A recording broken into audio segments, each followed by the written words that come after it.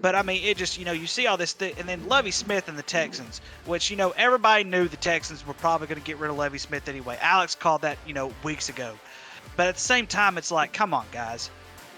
This is the second year in a row you fired a 1-year head coach. Yep. Who's going to want to coach the Texans? Correct.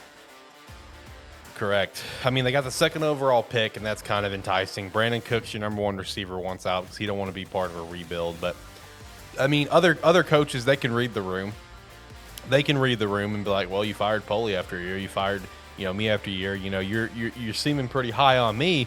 But how do I know that I'm not actually the guy that you want and you're just settling on me like you settled in the last two coaches? Because that's what they did. They settled on Poley and Lovie. Like, you can't convince me otherwise. That's why Lovie was my number one on my hot seat going into the year.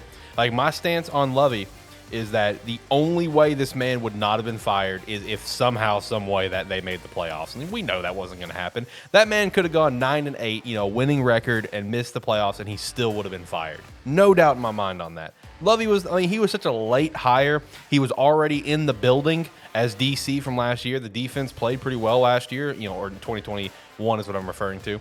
They had top 10 in takeaways. Of course, it's just an easy slide hire. I love him. I love Lovie, but you can't convince me that he was ever supposed to be the guy.